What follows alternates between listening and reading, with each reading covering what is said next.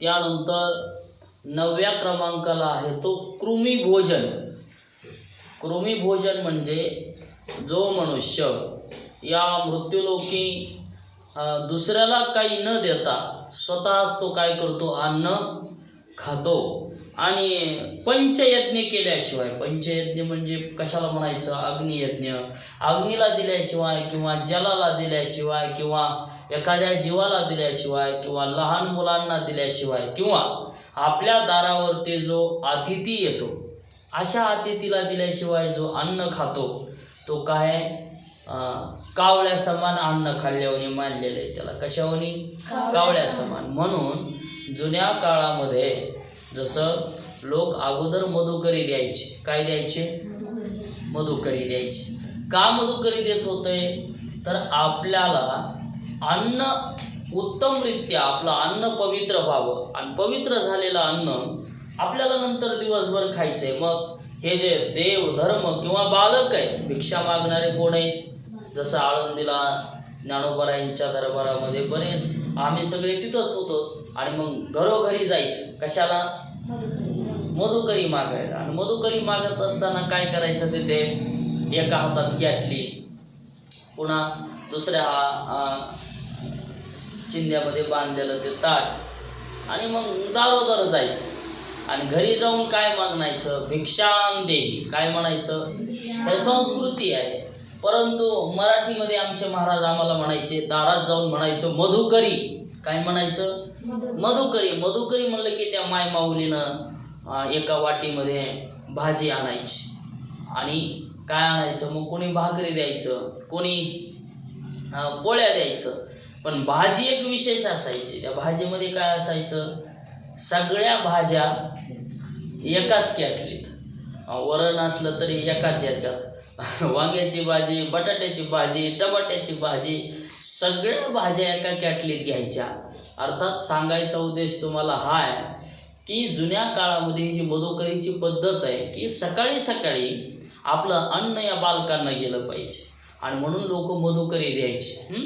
आणि मधुकरी दिल्यानं ते अन्न, बाकी एक अन्नाचा घास तुम्ही दिला की बाकीचं अन्न तुमचं काय झालं, पवित्र झालं. म्हणून मधुकरी दिल्या जायचं. ज्ञानोबारायांच्या काळापासून मधुकरीला पवित्र मानलेलं आहे. कशाला मानलेलं आहे, मधुकरीला. जे विद्यार्जन करणारे विद्यार्थी आहेत, ज्ञान घेणारे विद्यार्थी आहेत, आता तुम्हाला सगळं सुखरूप झालंय, सुविधा झाल्या, अशा गुरुकुल झाले की सगळं तुमची व्यवस्था जाग्यावर आहे.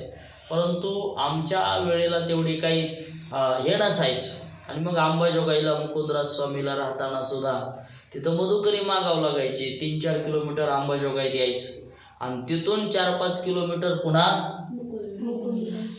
अंबाजोगाईत फिरून मुकुंदराजला जायचं. दारोदार मधुकरी मागायची आणि दररोज एकाची बारी असायची. ते पोळ्याचं टोपलं डोक्यावर, हातात कॅटली घेऊन चालत जायचं आणि चालत यायचं. आणि त्यावेळेचे लोकही खूप प्रेमळ असायचे. त्यांनी खूप मधुकरी द्यायची. त्याच्यावरती, त्यांच्या अन्नावरती आम्ही या ठिकाणी शिकलो. आणि खऱ्या अर्थाने ते सुद्धा आमच्याकरता कोण आहेत, माता पिता आहेत. त्यांचे मोठे उपकार आहेत. आमच्या शास्त्री महाराजांनी मधुकरीला पाठवायचं आणि लोक श्रद्धेनं द्यायचे. का, तर हे आपलं अन्न जात आहे आणि म्हणून आपल्या धर्माचा तो एक भाग आहे. आपल्या दारावरती आपल्या हातून कोणाला न कोणाला काय झालं पाहिजे, अन्नदान झालं पाहिजे.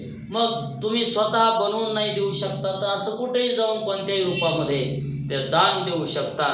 असं जर दिलं तर योग्य आहे. परंतु काही जण काहीच न देता खातात तर ते कावळ्यानं खाल्ल्यासारखं अन्न समजलेलं आहे. आणि म्हणून कोणाला ना कोणाला काहीतरी देऊन आपण आपल्या दिवसभराची दिनचर्या केली पाहिजे. आणि जर नाही दिलं तर या कृमिभोजन नावाच्या नरकात जाऊन पडावं लागतंय. तिथं काय करावं लागतंय, महाराज म्हणले तिथं लांब असं एक किड्यांचं कुंड आहे. काय, लांब किड्यांचं कुंड आहे आणि त्याच्यात ह्याला सुद्धा किडा म्हणून पडावं लागतं. जे असं करतो त्याला काय करावं लागतं, किडा म्हणून पडावं लागतं. मग हे किडा त्याला खातोय, दुसरा किडा याला खातोय, कारण किडेच किड्याला खायलेले असतात. काय करतात? कारण ते किड्याला ज्ञान असतं का कोणाला काही द्यायचंय किंवा घ्यायचंय, फक्त स्वतःचं पोट भरायचं.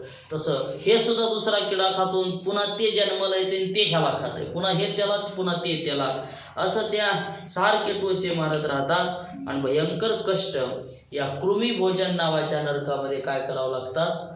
भोगावे लागतात.